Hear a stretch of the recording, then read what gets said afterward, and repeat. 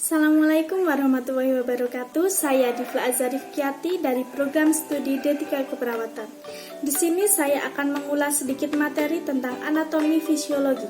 Anatomi berasal dari bahasa Latin ana yang berarti memisahkan dan tomi yang berarti iris atau potongan. Anatomi ialah ilmu yang mempelajari bentuk dari dan susunan tubuh baik secara keseluruhan maupun bagian-bagian serta hubungan satu sama lain. Sedangkan fisiologi yaitu mempelajari fungsi atau kerja tubuh manusia dalam keadaan normal. Istilah-istilah gerakan anatomi. 1. Fleksi dan ekstensi. Fleksi yang berarti menekuk atau membengkokkan dan ekstensi yang berarti meluruskan. 2. Yaitu adduksi dan abduksi. Adduksi yang berarti mendekati dan sebaliknya abduksi yang berarti menjauhi. 3. Yaitu elevasi dan depresi. Elevasi yang berarti mengangkat dan depresi yang berarti menurunkan. 4. Adalah inversi dan eversi. Inversi ialah gerakan memiringkan telapak kaki ke dalam dan eversi gerakan memiringkan telapak kaki keluar. 5. Supinasi dan pronasi. Supinasi ialah gerakan menengadahkan tangan dan pronasi sebaliknya gerakan menelungkupkan tangan. Dan yang keenam, yang terakhir ialah endorotasi dan eksorotasi. Endorotasi ialah gerakan rotasi ke dalam, sedangkan eksorotasi ialah gerakan rotasi keluar. Selanjutnya adalah istilah lokasi anatomi. Bisa Anda perhatikan pada gambar di bawah ini, yaitu lokasi anatomi terbagi menjadi 4 bidang, yaitu pertama bidang median, kedua bidang sagital, ketiga bidang horizontal, dan keempat bidang koronal. Yang pertama adalah bidang median. Bidang median adalah bidang yang membagi tempat tubuh menjadi bagian kanan dan kiri. Yang kedua adalah bidang sagital. Bidang sagital ialah bidang yang membagi tubuh menjadi 2 bagian dari titik tertentu. Bidang ini sejajar dengan bidang median yang pertama. Yang ketiga ialah bidang horizontal, bidang yang terletak melintang melalui tubuh. Bidang ini membagi tubuh menjadi 2 bagian, yaitu bagian atas dan bagian bawah. Bagian atas disebut superior dan bagian bawah disebut inferior. Yang keempat ialah bidang koronal, yaitu bidang vertikal yang melalui tubuh. Letaknya tegak lurus dengan bidang median dan bidang sagital. Bidang ini terbagi menjadi 2 bagian, yaitu bagian depan dan bagian belakang. Bagian depan sering disebut frontal dan bagian belakang sering disebut dorsal. Selanjutnya ialah arah dan bidang anatomi. Yang pertama ialah superior, yang berarti atas, atau kranial yang berarti lebih dekat dengan kepala. Contohnya ialah mulut yang superior terhadap dagu. Yang kedua ialah inferior yang berarti bawah atau kaudal yang berarti lebih dekat dengan kaki. Seperti contoh, pusar.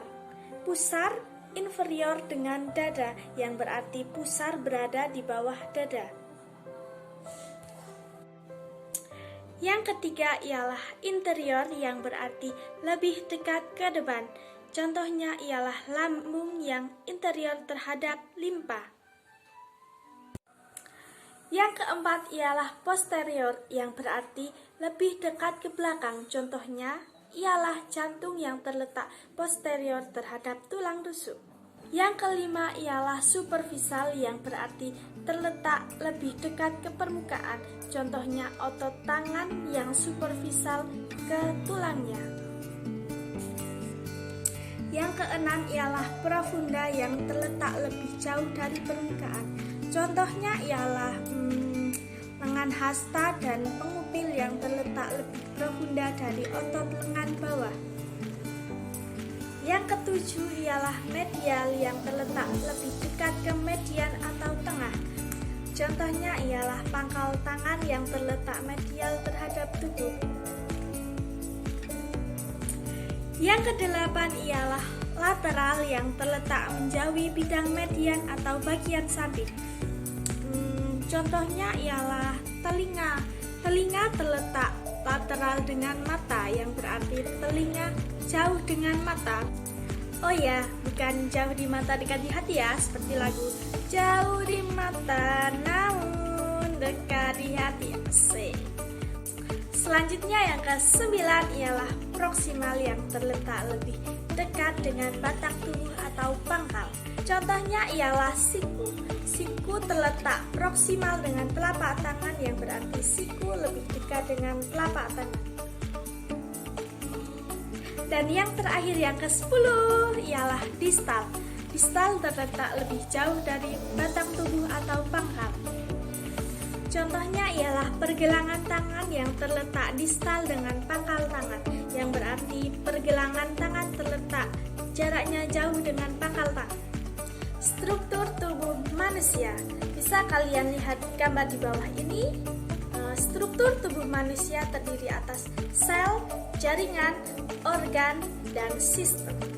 Sel ialah unsur jaringan tubuh yang terdiri atas inti sel, nukleus, dan protoplasma. Di dalam sel terdapat jaringan. Jaringan yaitu kumpulan sel-sel khusus dengan bentuk dan fungsi yang sama. Di dalam jaringan terdapat organ. Organ ialah bagian tubuh atau alat manusia dengan fungsi yang khusus. Contohnya seperti organ jantung, paru-paru, ataupun lambung, itu adalah contoh dari organ. Di dalam organ sendiri terdapat sistem. Sistem ialah susunan alat-alat dengan fungsi tertentu. Baiklah, sekian materi anatomi fisiologi dari saya, Difla Azarifkiati. Mohon pamit undur diri. Wassalamualaikum warahmatullahi wabarakatuh.